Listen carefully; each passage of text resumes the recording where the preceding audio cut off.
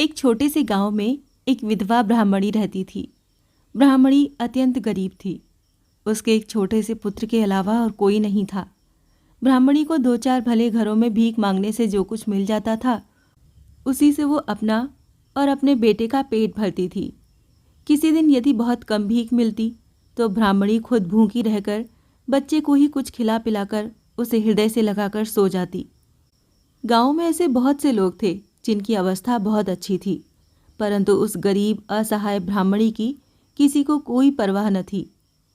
ब्राह्मणी के बालक मोहन की उम्र 6 वर्ष की हो गई। ब्राह्मण संतान है, कुछ पढ़ाना ही चाहिए, परंतु किस तरह पढ़ाया जाए। गांव के अधिकांश लोगों की दृष्टि में तो ब्राह्मणी गरीब होने के कारण घृणा के योग्य थी। ब्राह्मणी ने एक दूसरे गांव में मोहन के पढ़ाने का प्रबंध किया। एक दिन वो उसको साथ लेकर दूसरे गांव के गुरु जी के पास जाकर रोने लगी। गुरु जी को दया आ गई। उन्होंने बालक को पढ़ाना स्वीकार कर लिया। बालक पढ़ने के लिए जाने लगा। गांव 2 कोस दूर था, परंतु गरीब ब्राह्मणी के बालक के लिए सवारी कहाँ से आती। मोहन पैदल ही आया जाया करता। यद्यपि उस समय गुरु के घरों में बालकों के रहने की प्रथा थी, परंतु मोहन बहुत छोटा होने के कारण न तो गुरु के घर में रहना ही चाहता था और न ही माता को ही रात के समय अपने इकलौते बच्चे को आंचल में छिपाकर सोए बिना चैन पड़ता था। रास्ते में थोड़ी सी दूर सुनसान जंगल पड़ता था। मोहन को उसी में से होकर जाना पड़ता। सुबह सूर्योदय के समय ही वो जाता और संध्या को लौटते लौटते अंधेरा छा जाता। इससे मोहन को जंगल में बड़ा डर लगता। एक दिन गुरु जी के घर पर कोई उत्सव था, इससे मोहन को वहां से लौटने में कुछ देर हो गई। कृष्ण पक्ष के कारण जंगल में अंधकार घना हो गया था।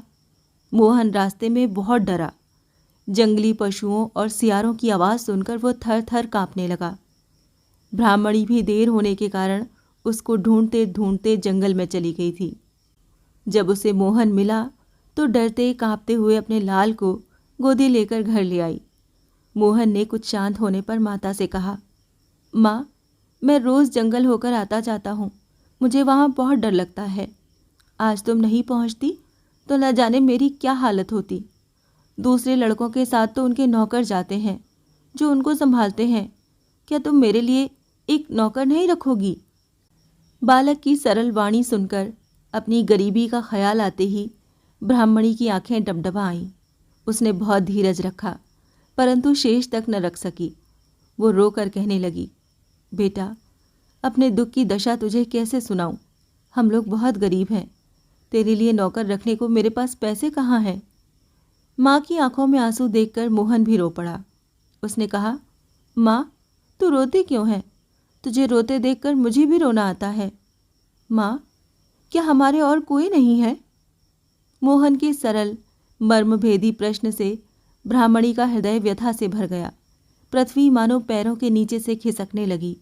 धीरज टूटने लगा, परंतु उसे तुरंत ये ख्याल आया कि ईश्वर तो अनाथों के नाथ हैं, क्या वो हमारे नहीं हैं? ये स्मृति होते ही ब्राह्मणी के हृदय में बल आ गया। आंसू अकस्मात सूख गए। वो कहने लगी, बेटा, है क्यों नहीं? गोपाल है। बच्चे ने पूछा, माँ, गोपाल मेरे क्या लगते हैं?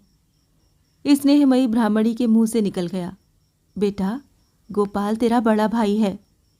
माँ, वो कहाँ रहते हैं? मैंने तो उन्हें कभी नहीं देखा। बेटा, मेरा वो गोपाल सभी जगह है। जल, थल, अनल, अनिल, आकाश, पाताल, सब जगह वो रहता है, परंतु वो सहज में नहीं दिखता। जब उसे देखने के लिए कोई बहुत व्याकुल होता है, वो तभी दिखता है। एक समय वृंदावन में गोप बालाओं के व्याकुल होने पर वो दिखाई दिया था। एक बार 5 वर्ष के बालक ध्रुव को दिखाई दिया था। जो एक बार उसे देख लेता है, वो उसकी सुंदरता और स्वभाव पर हमेशा के लिए मोहित हो जाता है। माँ, मेरा गोपाल भाई अपने घर नहीं आता? आता क्यों नहीं? वो तो सदा यहीं रहता है। तुमने उसे कभी देखा है? नहीं बेटा, मैंने उसे नहीं देखा। मैं उसके लिए कभी व्याकुल नहीं हुई, परंतु मैं जानती हूँ कि व्याकुल होने पर वो अवश्य दर्शन देता है। तो तू व्याकुल क्यों नहीं होती? माँ, मैं तो उसे देखे बिना नहीं रहूँगा। मुझे बता, मैं उसके लिए कैसे व्याकुल हूँ? बेटा, जैसे भूख लगने पर तू भोजन के लिए व्याकुल होता है, जैसे प्यास लगने पर जल की पुकार मचाने लगता है, जैसे आज जंगल में तू मुझे पाने के लिए घबरा रहा था, ऐसे ही व्याकुल होकर पुकारने से वो अवश्य आता है। उस दिन मैंने तुझको एक कहानी सुनाई थी ना, क्या तू भूल गया? जब भरी सभा में द्रौपदी का चीरहरण होने लगा था, तब उन्होंने व्याकुल होकर पुकारा था कृष्णा को, गोपाल को। उसकी पुकार सुनते ही मेरा गोपाल वहां आ गया था। क्या वही मेरा भाई गोपाल है? हाँ बेटा, वही है। पुकारते ही वो आता है और सारे संकटों को हर लेता है। तो माँ, मैं क्या करूं? मैं कैसे पुकारूं?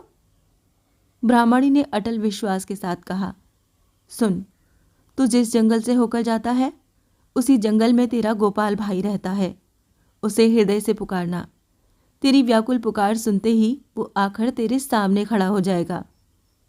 सरल विश्वासी बालक ने दूसरे दिन वन में प्रवेश करते ही इधर उधर ताक कर पुकारा, भाई, गोपाल भाई, तुम कहाँ हो?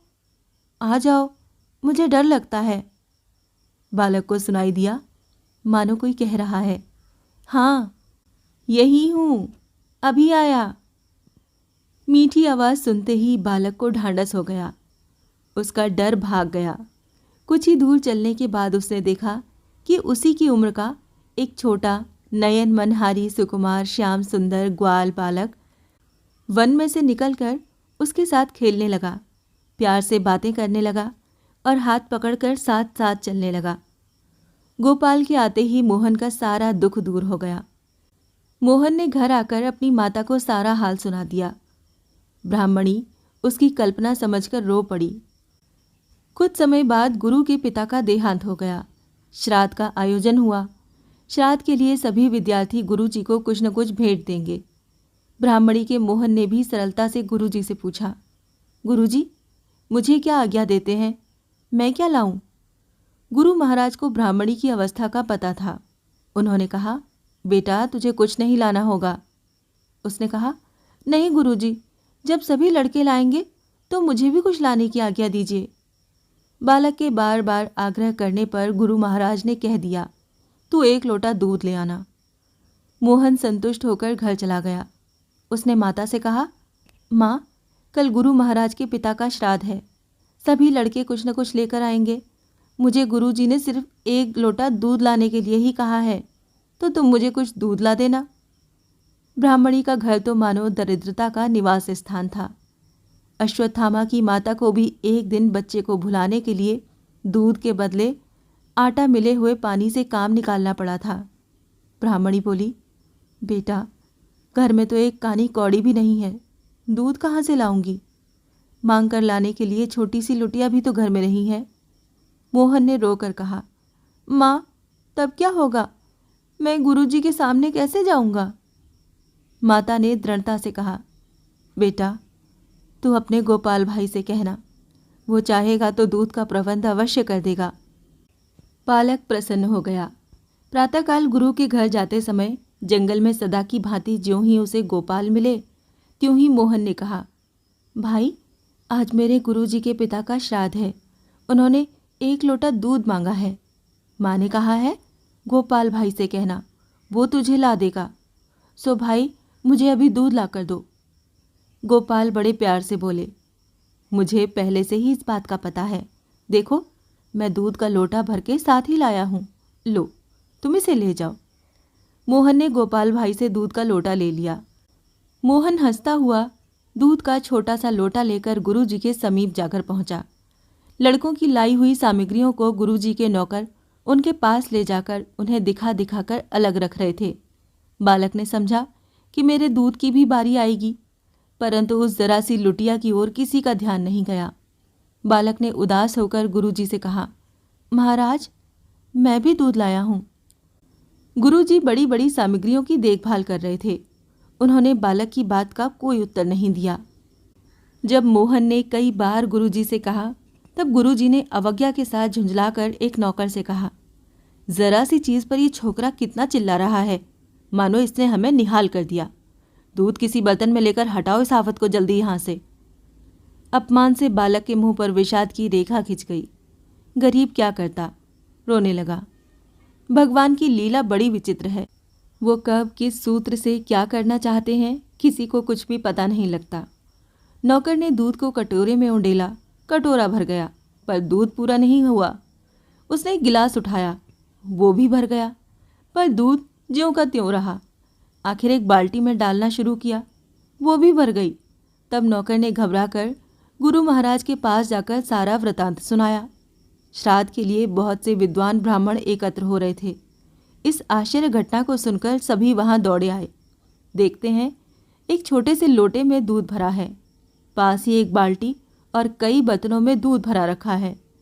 गुरुजी ने नौकर से कहा, जरा मेरे सामने तो डालो। नौकर ने एक दूसरे बड़े बर्तन में लुटिया का दूध उड़ेलना आरंभ किया।